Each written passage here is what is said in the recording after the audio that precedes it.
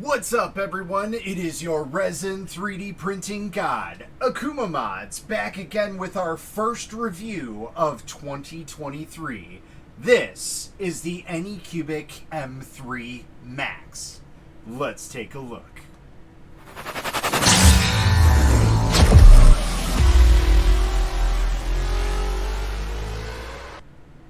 So, as you guys may or may not have seen me post quite a few pictures about the M3 Max and maybe a few videos here and there on TikTok, we have printed quite a lot with this machine.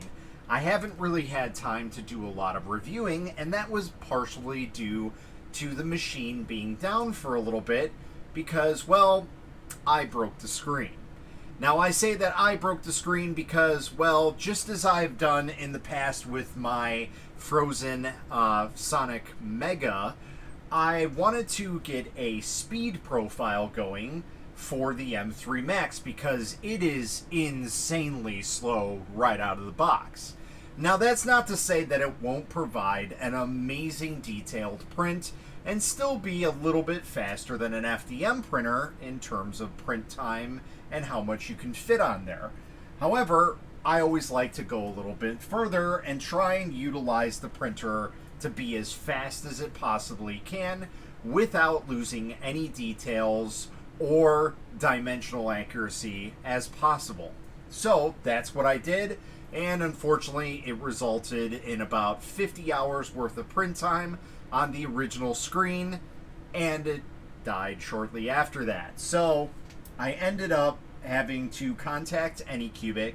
It was pretty much painless. They walked me through the typical, hey, let's test this out, let's test that out, just to make sure that I am not trying to get them for a part that I really don't need, and I'm just trying to get free stuff out of them. But either way, we went through the steps, I submitted all the information that I could, and we all agreed on that there was an issue with the screen. They sent out a replacement screen, put it on there, no problems, and it's been printing beautifully ever since. So as you can see, we have quite a few prints, and this one's kind of missing his arms because he's not fully put together. I assure you they are right here, just to let you know. And that is a print I'll show off in a quick second here. That's one that I had a custom commission for. So that is a print that nobody else has except for the designer and myself, and there's a good possibility we might end up making that file public.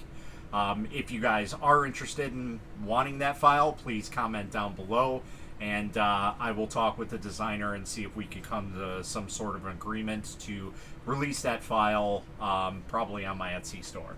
Anyway, so to get into the M3 Max, this is Anycubic's basically answer to the Elegoo Jupiter.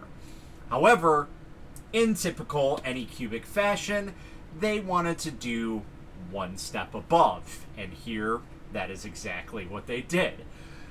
So, with it being a smaller printer in general to the Elegoo Jupiter, it actually has a larger build volume. Not by much, but it does have a larger build volume.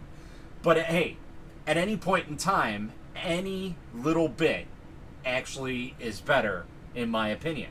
But to top that all off, it's also much cheaper. Now, granted, it may not be as robust as the Elegoo Jupiter at least looks. I don't know. I personally haven't tried one of those yet. Wink, wink. But so far, it's been a fantastic printer, minus my destruction of the LCD screen. Now, when this first came out, I will say that there were some issues with the Anycubic slicer, that when you imported files that were already pre-supported from a designer or whoever it was, and they were utilizing either Lychee or Shitubox to set up those files, there was some sort of error with the Anycubic slicer where it was automatically adding supports where it shouldn't, and sometimes even inside of the model itself. So essentially, those handful of prints that I did right off the bat, they were essentially garbage, which is unfortunate because they looked really, really good until I tried to remove the supports from them and found out that they were actually inside of the actual print. Even if it was a solid print, it was still inside of it, so it didn't really look very good. Either way, we went on and we moved on from the Anycubic slicer, and as you guys may or may not know, I pretty much utilize Sisu box. I do have lychee in case anybody wants help with that or needs talking through, whatever it may be. I still do have lychee just in case anybody really needs help.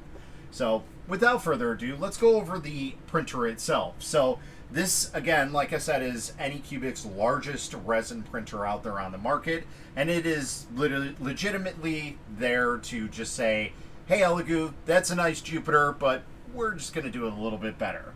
So not only do we have a large build volume with a 13-inch screen, yes, that is a huge screen compared to most, we also have an auto fill system that is connected directly into the back of the printer.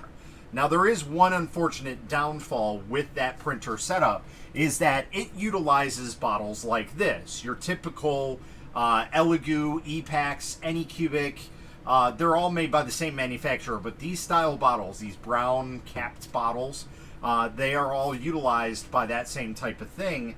So, unfortunately, they only fit that style of bottle. So, if you have something that's a little different, like a bottle like this, you're kind of SOL. And the same goes for these older metal style bottles that a lot of people have done away with. Pretty much most of the resins that I use are various types.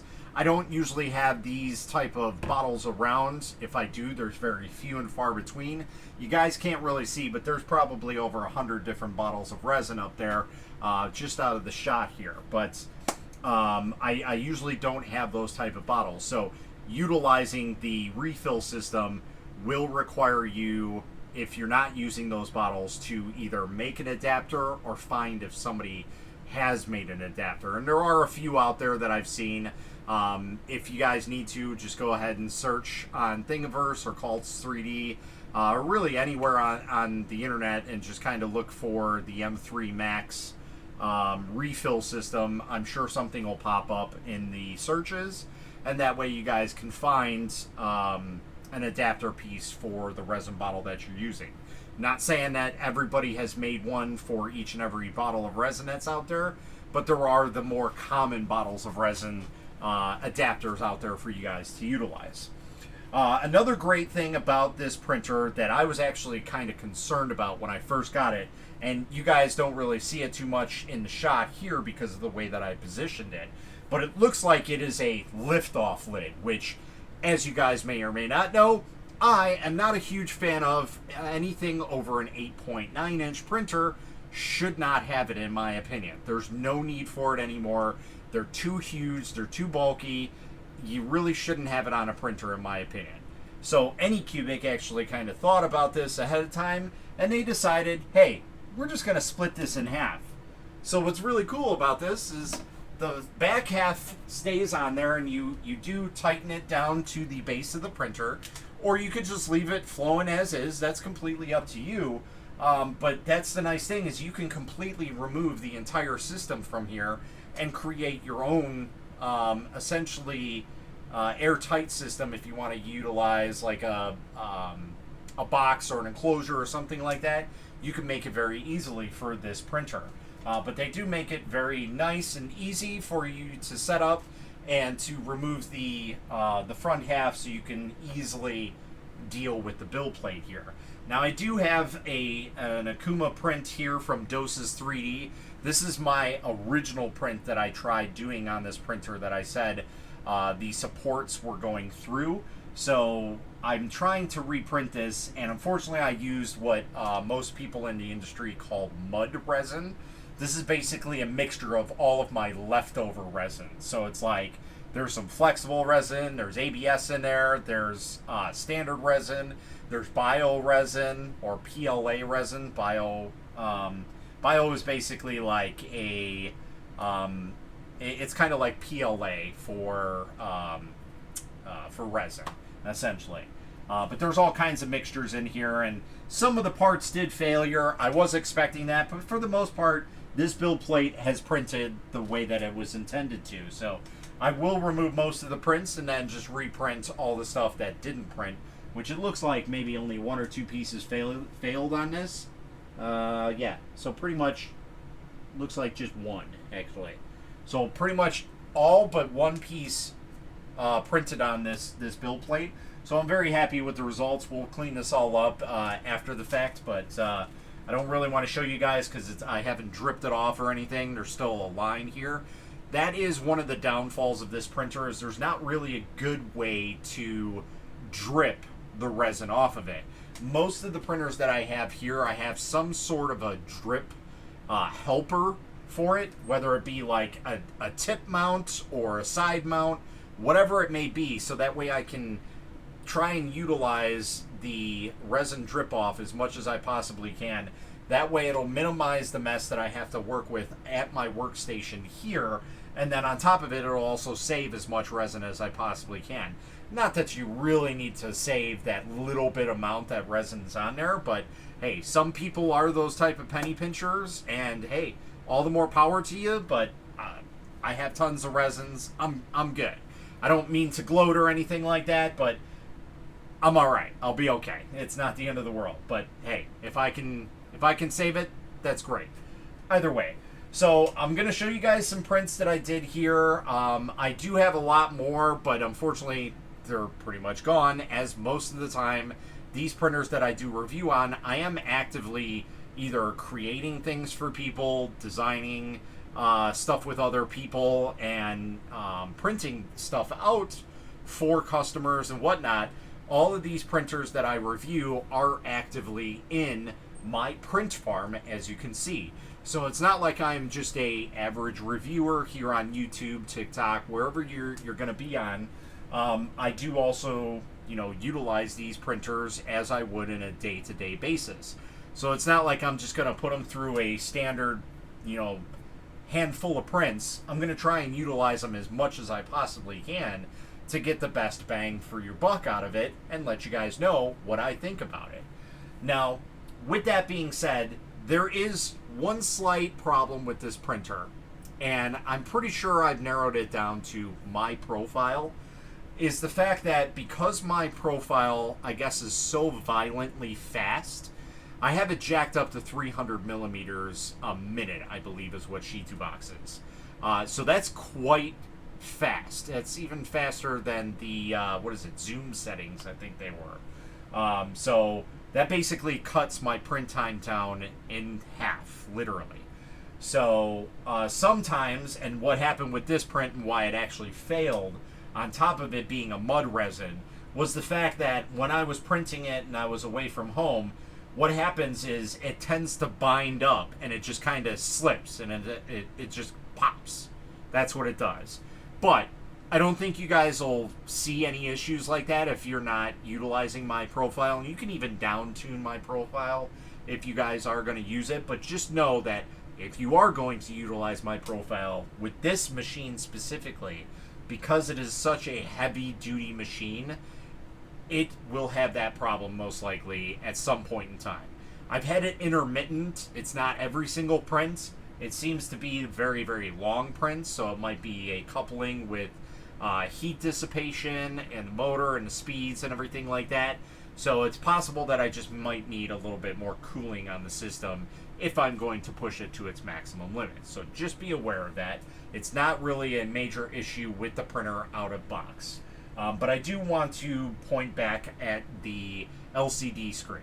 I truly think that the LCD screen is probably the weaker point on this machine. So if you guys are going to look into buying this printer, I will highly suggest, if you are out of your warranty range, buy yourself an extra screen. And as a extra added bonus onto that, I would highly, highly suggest the Bullet brand screen protector for this printer. It is probably the best screen protector out there on the market for this printer, because not only does it just utilize the printing area for the LCD screen, it actually comes all the way to the front of the edge here, and it goes all the way to the back. So it actually covers the entire area of the top of the printer there. So you have full coverage. It is a fantastic thing to have, and I just will not go without it ever again. Another cool feature that I really, really liked about this printer was the FET film that is included with this printer. Now, I will say that it kind of scared some people off because they didn't know what it was. They had never seen it before. But this actually has a frosted FET film on it. And a lot of people didn't understand what that actually does, so they swapped it out for the typical see-through FET film. And that's perfectly fine. If you want to go ahead and do that, I have no problem with it. But the extra added bonus to this, keep saying bonus, sorry. The extra added bonus to that is the fact that it is a frosted FET film is, as you guys may or may not know, the old Elegoo Jupiter, or I'm sorry, the Elegoo Saturns used to have an issue where the LED lighting system used to have dark areas on it. So it's like wherever the light would not disperse properly, it would leave lines on the print. And you wouldn't really see it unless you really looked at the print, but they were there.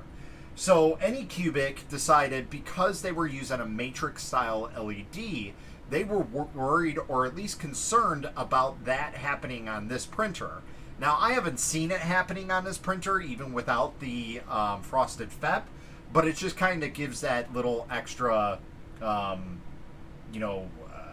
cautionary thing to it. So the FEP actually acts as a light diffuser, essentially, but it doesn't really tone down the light all that much.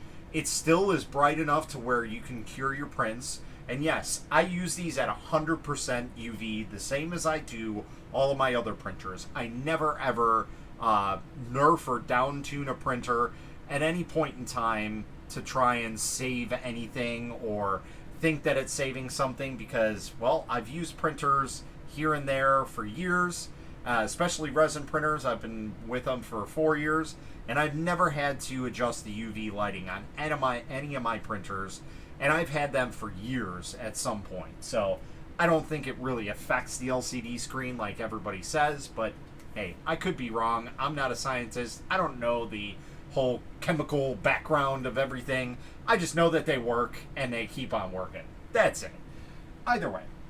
So that is a great feature to have on this printer, is the FET film, because, like I said, it provides that even light output, much like the integral light sources that you see on a lot of printers, like the Frozen Sonic Mini right here and the Sonic Mighty, and some of the other Creality printers where they have a reflection of LEDs onto a mirror, and that mirror basically opens up the UV and expands it and evens it all out to the fullest extent. It is probably the best light source out there for LCD printers.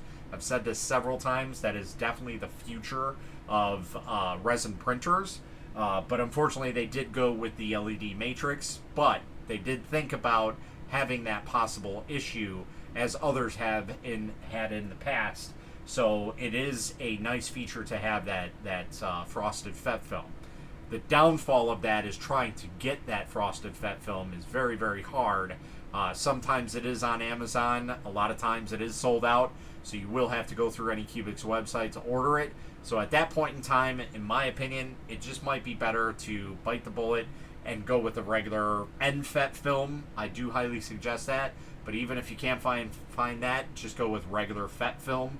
Another word for NFEP is PFA film. You can find that on McMaster Car if you really want to. I utilize that for the Frozen Sonic Mega because, well, FEP is insanely expensive, just like the M3 Max here. So, but other than that, this printer has been printing fantastically so far, minus the issues that I have introduced to it purposely due to my negligence, I would say, of my profile. So, without further ado, let's at least show off some of the prints that we did. And one of the ones that I want to show off that was just fantastic, and I hope his arm doesn't fall off because it's not quite on there.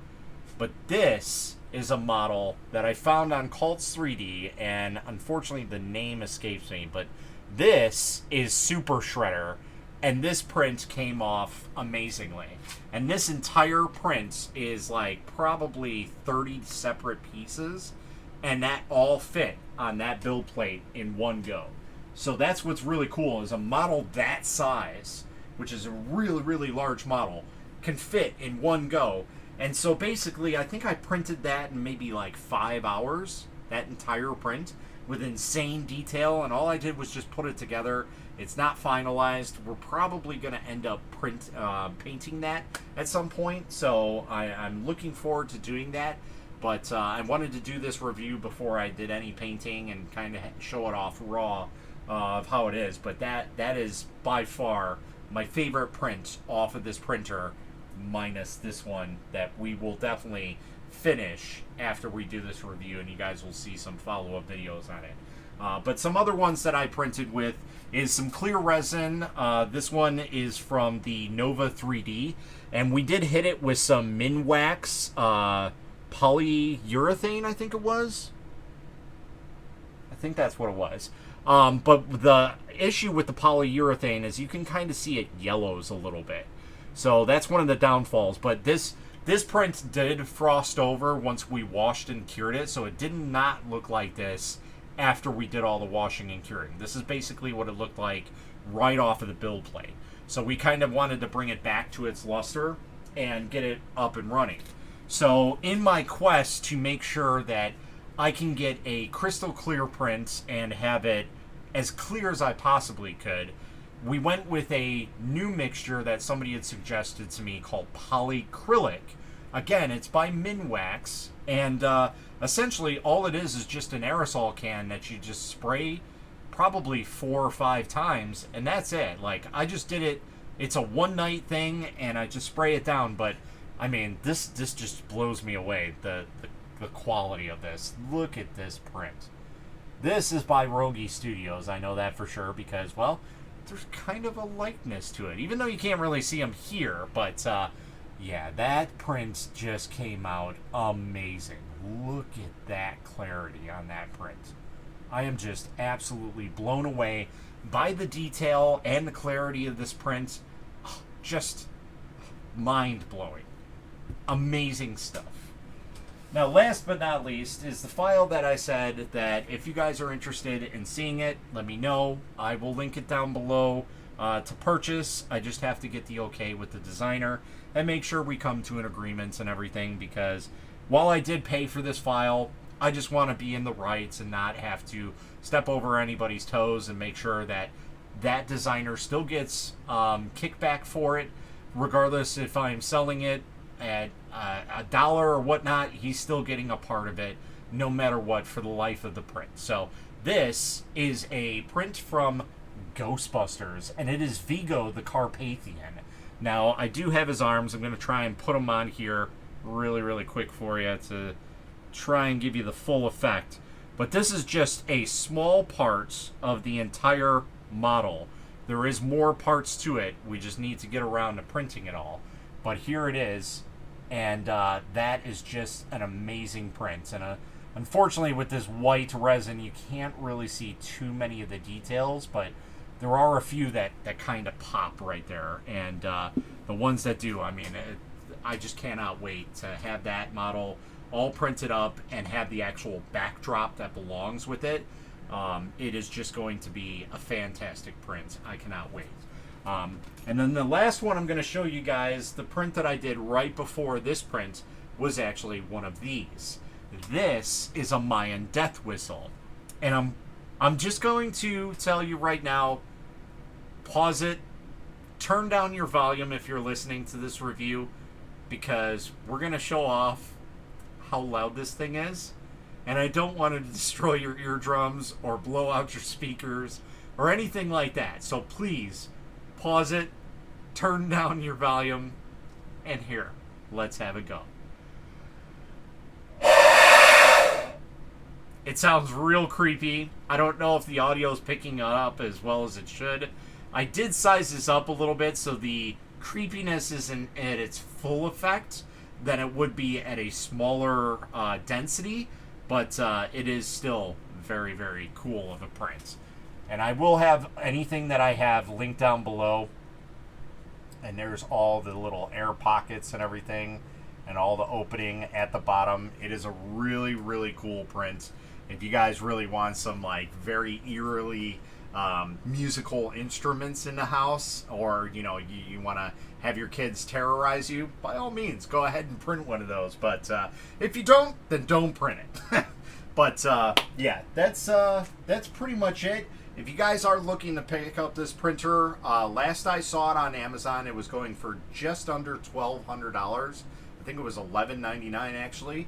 And if you want, they do have a package as well. I think it was at $1,500, which essentially is the M3 Max and the Anycubic Wash and Cure Plus, which, yeah, that doesn't necessarily fit all the stuff from the build plate inside there, but it is your best option for a wash and cure station on the market for the size and for the price that you pay for it. So if you are looking for basically a out-of-box printing experience with a bottle of resin and some isopropyl alcohol, you're good to go right out of the box with those two pieces on there. And I utilize it with this perfectly fine. Again, it's not like you're going to be able to drop the print bed directly into the wash or the cure station to try and get everything situated. One thing I wanted to leave you guys with is the adhesion on this printer is insane. So just be aware that if you are looking to get into flex plates, there are quite a few out there.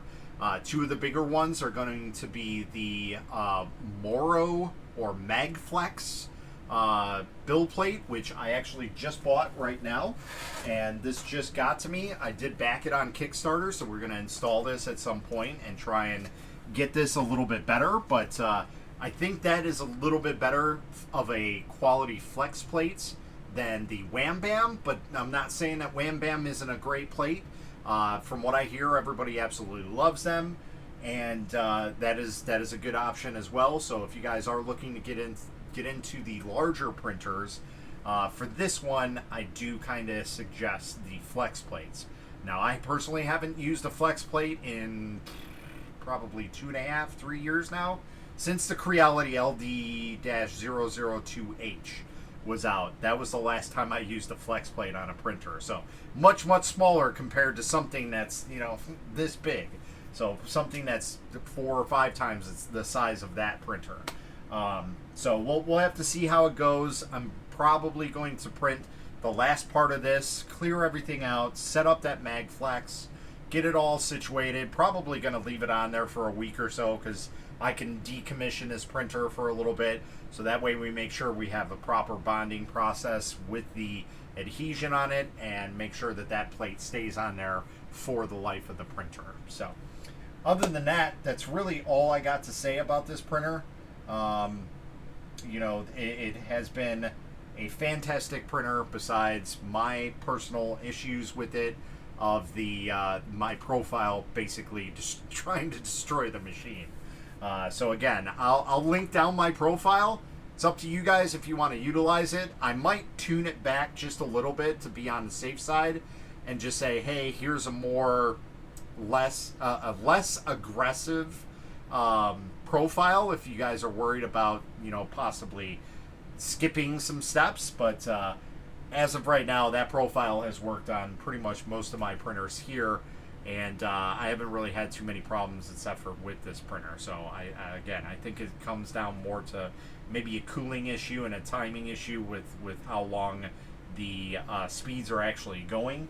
So maybe we'll look into that a little bit more. Maybe we'll add a bigger fan at some point. But this printer will probably be staying here for a little while because it is a larger printer and I can get a lot of work done in one fold on this printer. So for you guys that are new watching and are looking to get into resin printing, I will say that the best thing about resin printing is the more you utilize the build plate, the better off it is for your printing experience, because unlike FDM printers, these are based off of the Z height. So if you have prints that are, let's say you're doing miniatures, you can literally create an entire army in one go. And let's say they're 40 millimeters tall. That's probably, with my profile, probably going to be a 2-hour print, and I'm not even joking about that. So, one last thing, sorry, I wanted to share with you guys about this printer and one of the biggest downfalls of this printer. For some reason, Anycubic has enabled light off delay in the firmware on this printer. So no matter how much I take it off on the profile, either in Lychee or Sisu box, it will always be on this printer for every single print. There is no way to permanently disable it as of right now. I'd like for them to update the firmware on it so that way we can have it permanently off. I personally would be okay with that. I think it would be a great addition to this printer. That's really the only biggest issue that I have with this printer. So essentially what you have to do is when you go to start a print, you have to go into settings mode and turn off bottom exposure. And it sounds kind of wonky because it sounds like you're turning off the bottom layers, but that's not the case. You're actually turning off the light off delay for the bottom exposures. And that actually adds almost an hour print time if you don't turn that off. So just keep that in mind if you are trying to tune your profile and tune your settings and get it right on par for what it prints with, and you utilize that and you forget to do it on one print, your slicer may say, oh yeah, this is going to print in 2 hours. I've dialed it down to hit 2 hours on the printer. That's what it'll be like. And you forget to turn that off. Well, guess what? It's going to be more like 3 hours, maybe a little bit more, because you forgot to turn off that light off delay. So that is probably my biggest pet peeve with this entire printer. But other than that, it is a fantastic printer. It is a beast of a printer, and it is really, really heavy. So just be aware that it is very well packed in its packaging. I have not seen one damaged yet, and I am very surprised because they just come in regular cardboard, but they are encased in like a very light aluminum chassis inside of that cardboard. So they are very, very well packed for the cardboard box that they come in. So just be aware of that. It's not the end of the world, but it is good packaging to let you know that if you order this machine, most likely it's probably going to come to you not damaged in any way, shape, or form, unless UPS or FedEx or DHL or whoever you're shipping it through decides to kick it down a flight of stairs. And even then, I'd probably still be okay, because with all the packaging that it's got inside of it, beyond that metallic cage and everything, I think it'll be okay. But that's pretty much it, guys. I hope you enjoyed the review. If you got any questions, comments, concerns, go ahead and leave them down below. I will leave an affiliate link for those who are interested in purchasing this printer, and it'll be an Amazon affiliate link.